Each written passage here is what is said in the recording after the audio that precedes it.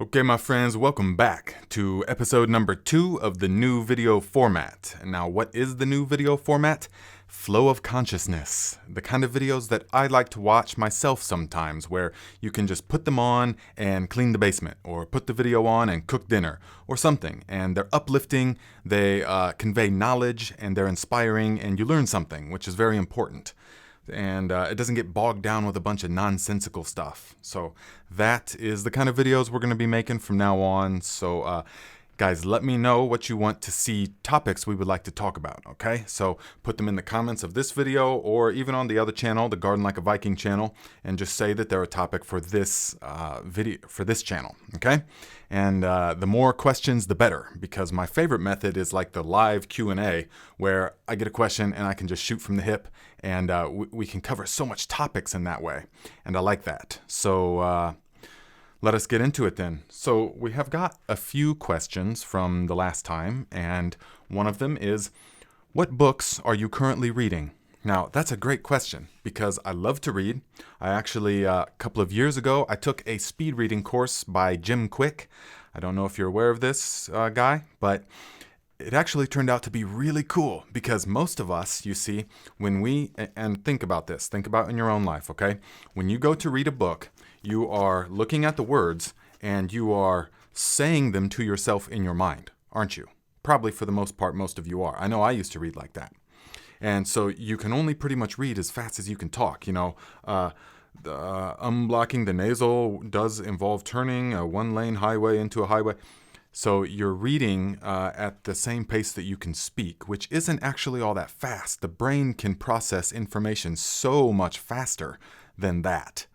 So this whole thing with the Jim Quick speed reading, and I'm just telling you guys this because I think it's awesome, is through these exercises that we do. It's like a eight-week course that I took, and you go through and you train yourself to use only the visual recognition of the word, and you don't say the word to yourself in your mind. This takes some getting used to, definitely, and I'm still not perfected at it, but you use your finger at first especially to just skim over the words, and you do not say them to yourself in your mind. And at first it's like it feels really weird, but then you start to realize that the mind has an unbelievable capability to just absorb the word, and you can just and you understand what the paragraph said. It's really incredible, but again, it takes training, like everything worthwhile in life. So I'm probably going to go through that course again, actually, because it's been probably 3 years now, and I could definitely use some brush-ups on the techniques. So maybe I'll do the course again, and then I'll give you guys a crash course in it myself in one of these videos. What do you think? Let me know in the comments if you want to see that crash course to the speed reading, the speed reading course. Okay, so that's a long way of saying the book that I am reading right now is Breathe by James Nestor. I actually just finished this book, and it is incredibly useful to someone like me. Okay, because here's why. 4, maybe 5 years ago now. 5, maybe 6 years ago now, time flies, I found the Wim Hof method. So many of you are probably familiar with Wim Hof. He's the crazy Dutch extreme athlete that broke, 26 world records for staying submerged in the ice, and he climbed up to Mount Everest, to one of the camp levels in shorts, with no other gear, no oxygen and stuff. He also did some extreme things like running a full marathon in the Namibian desert without water, all just using the power of the mind and breathing. That's how tapped in and hardcore this human being is. Now, once I realized that this guy has courses, a method that he has developed, I thought, man, I need to get whatever that guy is doing. I need that in my life. So I immediately signed up for, both of his 10-week courses. I took both of them, the Wim Hof method courses, and I have been practicing that and so many other things. I mean, that led me down a whole rabbit hole of all different kinds of other practices. It was really the foundation of major transformations in my life. I mean, as major as life transformations can get, okay? And So it's been almost 6 years now. I've been practicing these Wim Hof techniques, and I've been doing breathing exercises. I do the breathing exercises virtually every day, and I do cold training during the wintertime. And this book by James Nestor has really helped to illustrate a lot of the things that I've already been experiencing. The benefits and the mental fortitude that comes from it, and just the robustness, the anti-fragility training is essentially, that's what I call it, anti-fragility. You're being unfragile, training yourself to be resilient and there's so many things, and we'll get into them on this channel, okay? Because we're going to be doing stuff like that on this channel. You guys are going to learn techniques. We're going to practice a bit of techniques. You'll see the cold training that we're going to be doing, and then mid-December, the wood-fired sauna is going to be arriving, yes, and we'll be doing lots of the wood-fired sauna and the ice bathing combinations, and I'll take you guys along for all of that, so get ready to learn all that kind of stuff this winter, okay? Let me know if you're into that, which I'm sure you are. But back to the book. Yes, it just explains a lot of the things that I've already been experiencing in those techniques, and which all of that is very helpful, because this guy has got he's into book. I mean, he's an author, so he's into researching and more scientific stuff, stuff that I'm not so. I'm just way more about the experience. That's the kind of knowledge that I like, experiential knowledge. I'm sure some of you can resonate with that. Now, so I strongly recommend the book Breathe, okay, by James Nestor, but one of the things that it has led me to, see, this is what I love about knowledge and about being open to new things and about being thirsty and hungry for the knowledge and for the new experiences. I mean, that thirst, that fire is what took me out traveling all over the world for 10 years into crazy, unimaginable situations. Because I had this fire within me to just explore, to know, to seek out, to find it. Everything is different now, of course. But what this has led to, and the reason I'm telling you this is because one thing will lead to another. You'll hear a recommendation from me, just some random YouTube video, and then, you'll maybe get the book, and then you'll read something in the book, and then that will lead you to a new practice, and then, that will lead you to this other person or this other practice, and all along the way, things are happening within. Your life is being changed. Your being is being refined and distilled, and you're learning and expanding and growing all along the way. Now, for example, a prime example of this is that in this book, Breathe, by James Nestor, he goes through, one of the first parts is how he says that one of the biggest issues that we have with our current, in our modern world, is that the food is too soft. Our ancestors used to chew a lot. They used to chew many hours a day because the food was not processed. And so since the industrialization and the processing of the food, we no longer have to chew like we used to chew. And so because of this, almost immediately, just within a couple of generations, the teeth have become crooked of many people because the chewing fills the mouth out. Now, I'm paraphrasing all of this, okay, because this actually was, most of the knowledge in this book I already had a grasp on. I already understood in one way or the other. But this chewing thing I did not grasp, but it makes perfect sense. We have lost the art of really chewing. And so he goes through and he explains to you how he's examined the different skulls of people throughout time. Some of the ancient ones from hundreds of thousands of years ago or tens of thousands of years ago, and how much wider they were and how none of them had crooked teeth. There was no such thing as crooked teeth or obstructed nasal passages and all of that kind of stuff. And then as we get... and then up till about industrialization, then all of a sudden, abruptly, boom, people's faces shrunk because of the lack of chewing involved in our lives now. And that crowds out the teeth, and that narrows the nasal passages, and so we have trouble breathing. People are mouth breathing now. I mean, how irritating is that, mouth breathing? Some people get really irritated by that, but I don't let it irritate me. I just feel bad for the person because I know how that can feel. So all of those things can be sort of cured or reversed, or your life can be improved by chewing, okay? And this makes sense. So something resonated within me, and I could tell. So I didn't have to know every little detail about this when I read it in the book. The innate intelligence within me, because I'm used to listening to that intelligence now. I follow my heart always in every situation, and never compromise that one rule. And because of that, I've learned to listen to the innate intelligence that the body and the DNA has within it. We have already, or still within us, all the experience and the knowledge of our ancestors is there within us. And so we can listen to it. And the natural intelligence said, yes, that's true. You need to be doing that. And so immediately sent me down a rabbit hole, and I found, so he recommends chewing some, like phalum is a real hard kind of gum that they have in Turkey.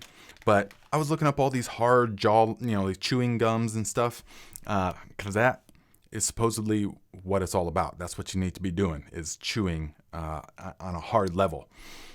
And so all these other gums and stuff like that I was looking up they've got sugar in them, or they got aspartame in them, or they got flavors and conditioners and stuff like that. And man, I am not about any of that. I have given up all forms of chemicals whatsoever in my life. I mean, I have completely separated myself as far as possible from the taste and the enslavement of the taste buds.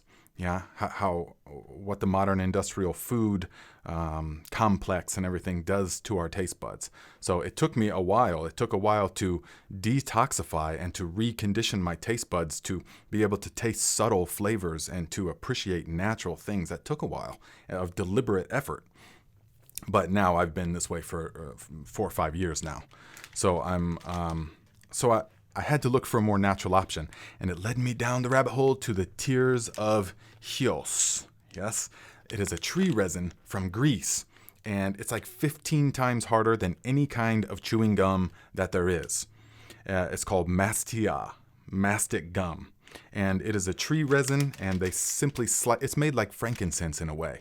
How they slice the tree a little bit, and the resin drips, and then it's a little bit of a process, but it's not processed. It's 100% natural, and it smells a little bit like a fir or pine with some cedar involved. It's like really fresh and clean and delicious smelling, and you can see how you see here the little tears. They're just natural tree resin like this. And you put a few pieces in the mouth, and you let it warm up, and then you begin to chew. And chew, and you try to do it even on both sides, and then even about 20% of the time on the front, all right? But mostly on the back, molars like that, really chewing. And man, I can tell you what, guys, it's only been a week. Look how much bigger my jaw's already gotten. No, I'm just kidding. You can't tell with the beard. But that's not, of course, not why I'm doing it. I don't need a bigger jaw. I'm doing it for the bone structure and the health of the face. So after just a week of this, I can already feel my face is actually more relaxed. Do you know the feeling after you have a really good workout? Like, say you work chest or something like that in the gym.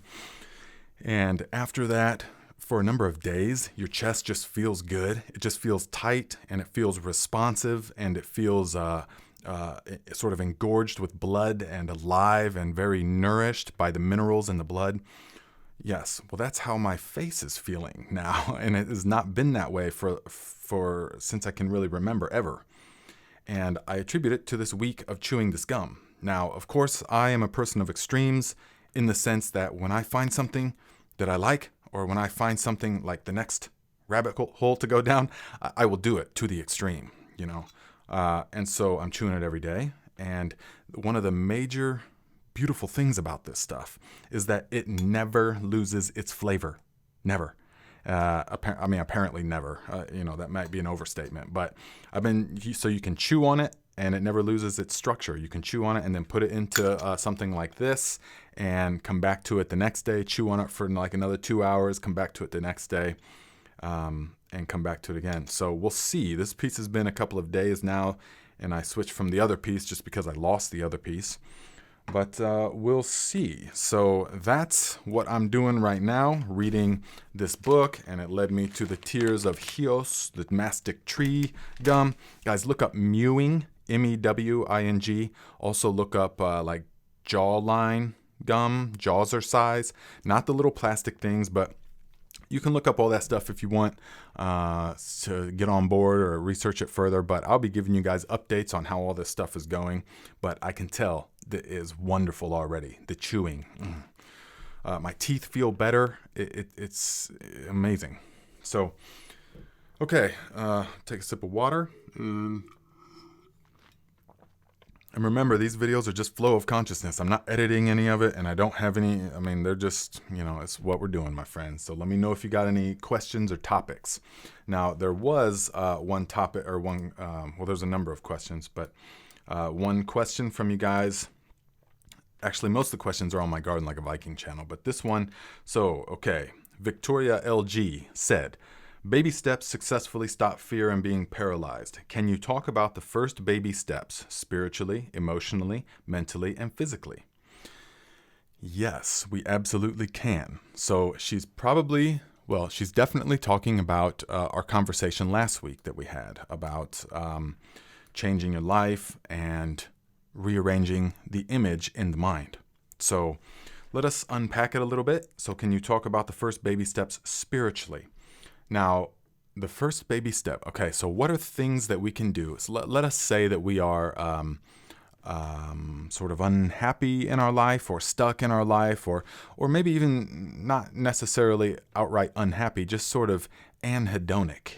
We can say that. Just the inability, we don't really feel miserable, but we don't feel good either. We just kind of feel like there's something missing in life. It's like this is just not really what life was supposed to be like, right? Now, how many people can relate to that? I know you can. So what are some baby steps that we can take? That's a very good question, because when I traveled through India, one of my favorite sayings that they have there is, how do you eat an elephant? One bite at a time. And that's a wonderful analogy for how do you accomplish something that seems ridiculously insurmountable or so impossible to accomplish. How do you accomplish it? One step at a time.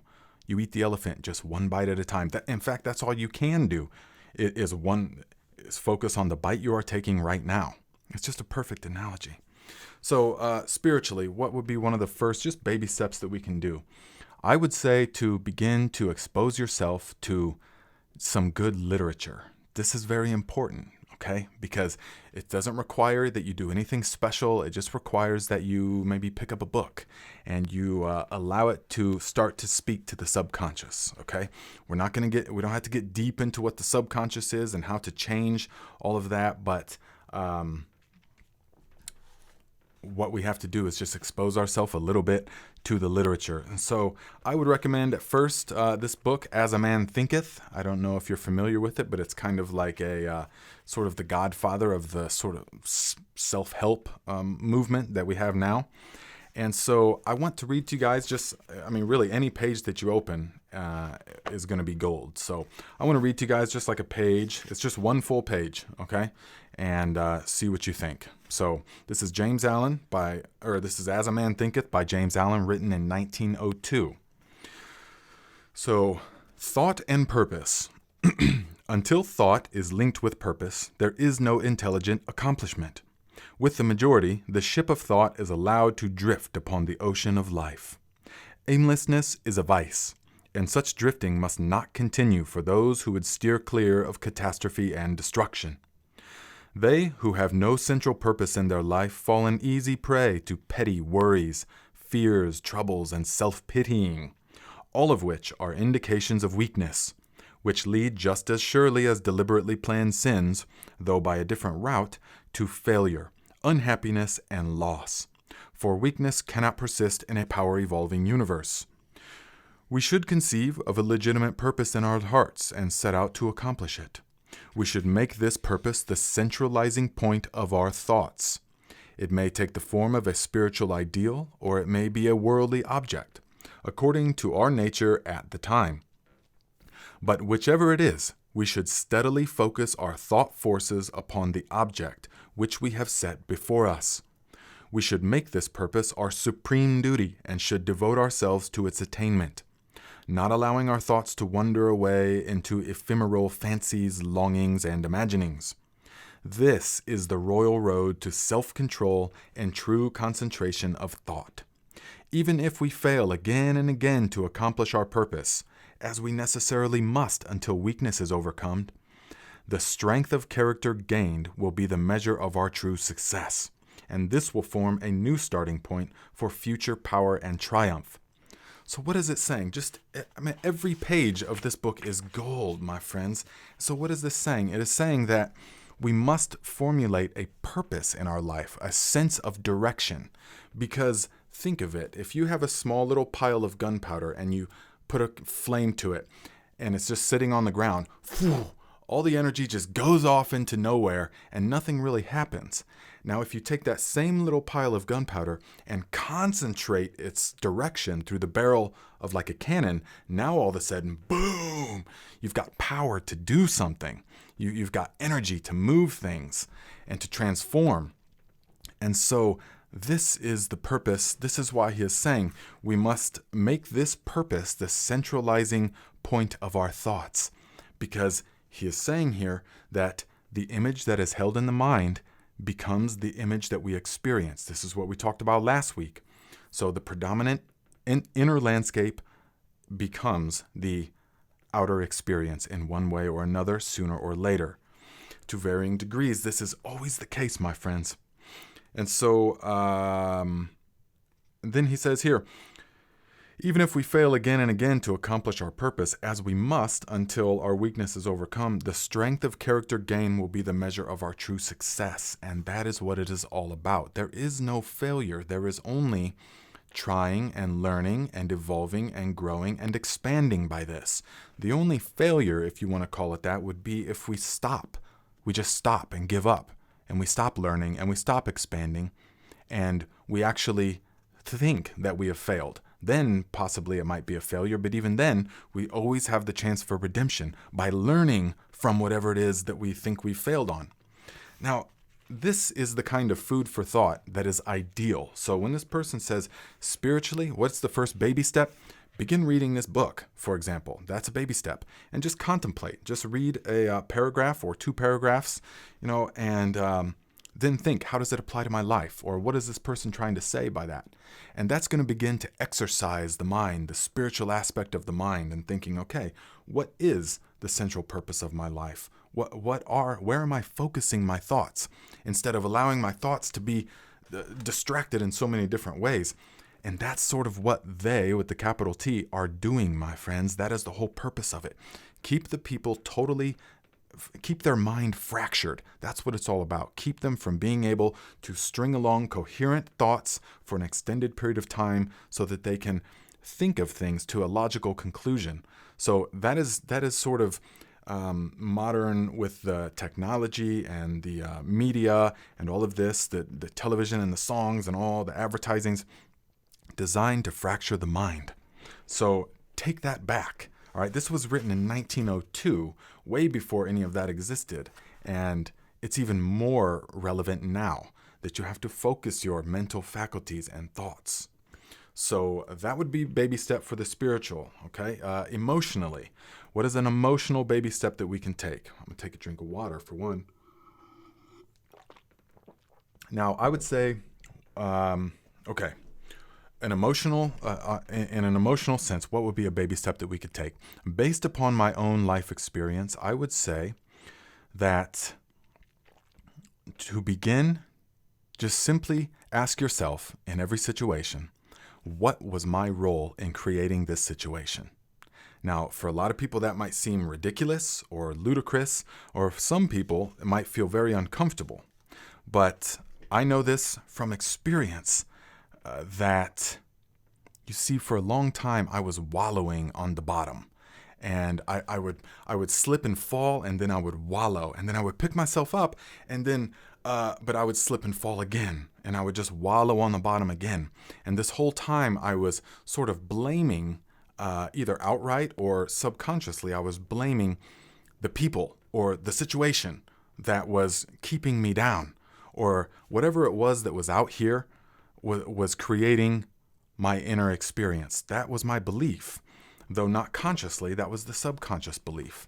And so I would in situations, then I would point the finger outwards and say, okay, well, this person is not reacting the way that I want them to. Or because this person reacted in this certain way, now I can't be happy, or I don't have any other alternative because they did this thing. And so now, therefore, as a reaction, I am feeling this certain way, without realizing that it was me that was creating these situations, both by my actions and the way that I reacted to everything.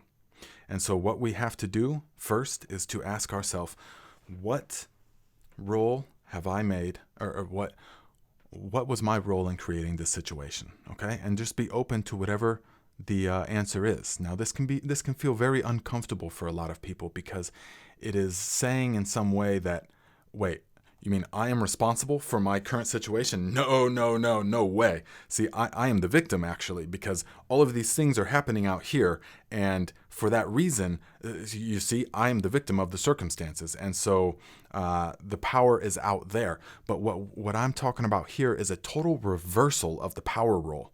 Okay? We are taking the power back. And we are saying that actually in here is where everything originates. This is how it works, my friends. In here, outwards is how energy flows. And so we take the power back. This is the first baby step into taking back that power and saying, no, in fact, what was my role in this situation? Okay? Well, I reacted to this person because I wanted to see a reaction to them. Or I reacted to this person in this way because I actually still felt hurt that they didn't talk to me in the way that I wanted to be talked to, or that they didn't call me at a certain time and make me feel a certain way. So actually, my role was that I was using this person to feel good about myself. And see, that can be very uncomfortable to a lot of people, but this is what it takes if we are to take back the power.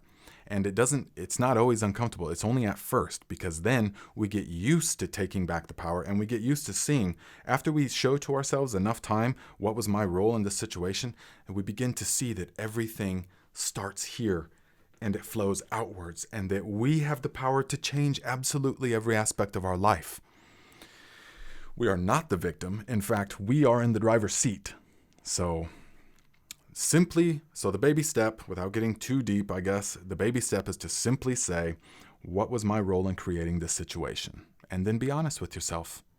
And even that might feel a little strange at first, okay? Because I had no idea that I wasn't being honest with myself back in the day. But now, of course, everything is different. So mentally, what is the mentally? So a baby step mentally, my friends, you have to fortify your mind. You need to become anti-fragile, and you do this through the practices. We must have the practices, and we don't have to worry or think about what is the exact purpose of the practice, or what is the exact time frame that I have to be doing all of this. Just do the practice, my friend, and let it work its magic. So what would be a baby step practice? I strongly suggest, for the mental fortitude, to anti-fragileness yourself, is to begin with the cold exposure, and begin very gently. Okay, so here is your practice for this week until the next video. Take your shower as you normally would. All right, nice hot water and everything, and then turn the water only to the cold for 30 seconds. Only to the cold water for 30 seconds, and then after the 30 seconds. You can turn it back on hot and finish your shower warm and everything like that, okay? But this is the ultimate baby step in cold exposure. And I explained last week some of the benefits of the cold exposure. I'll explain again in future videos the benefits of that. But believe me, this is going to be one of the most powerful things you can do for yourself. The brain, body, heart, mind connection, all of that. It's forging the mental strength of will. It starts here, okay? So 30 seconds cold exposure, and then you can warm yourself back up. It's all good. Now, when you turn that to the cold and you're feeling the cold exposure, remember to take control of the breathing. All right, we'll get into different breathing techniques on this channel here coming up, but for now, it's just like this. When you get into the cold, don't allow your breath to go. That's what the body wants to do, but you take control. You take control of it and you go.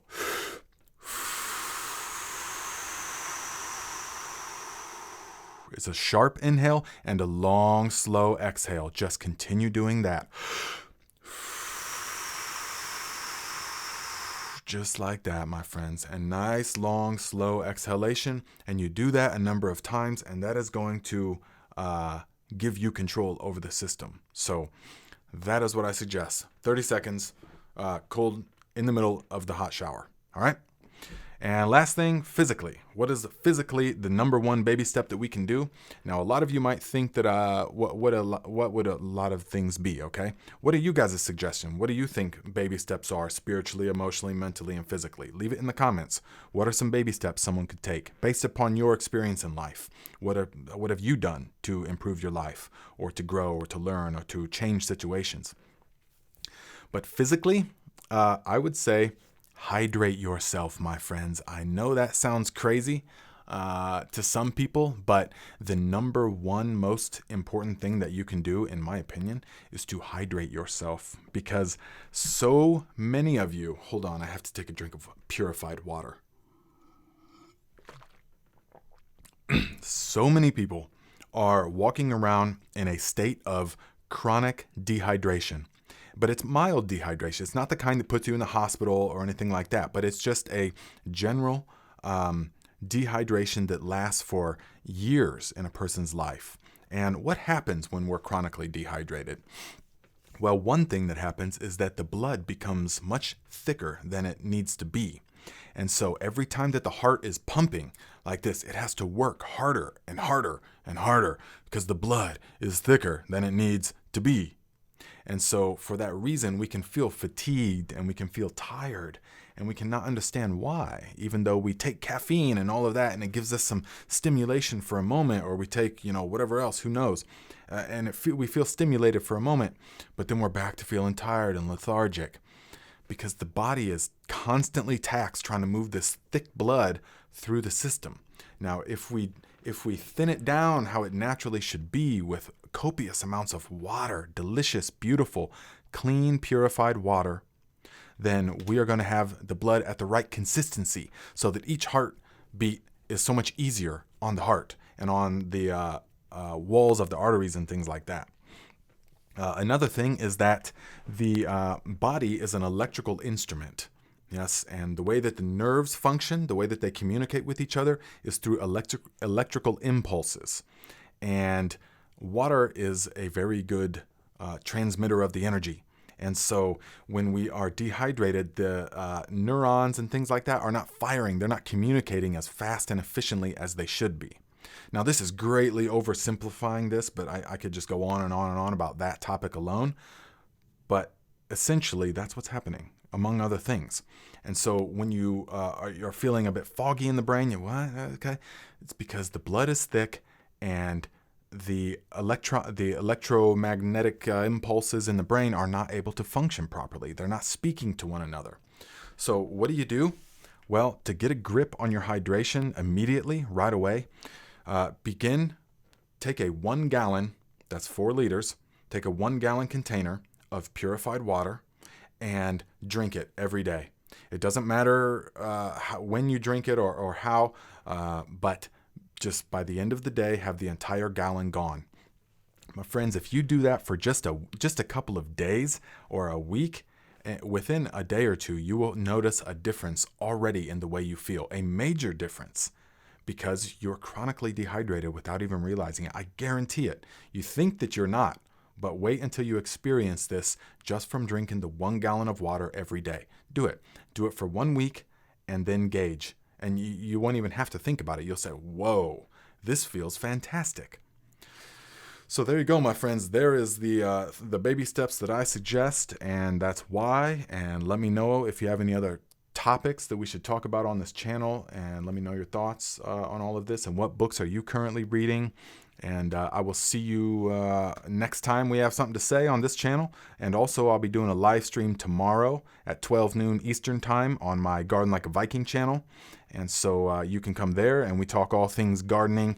And we're growing mushrooms indoors on that channel right now. We just started the mushroom cultivation. So if you guys want to be growing lion's mane, we're going to be growing lots of lion's mane mushrooms, which are awesome for the cognitive functioning.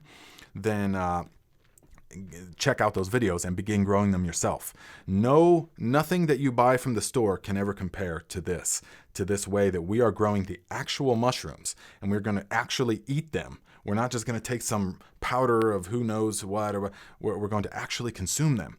And then I will also show you techniques to extract the goodness from the lion's mane and to consume that as well.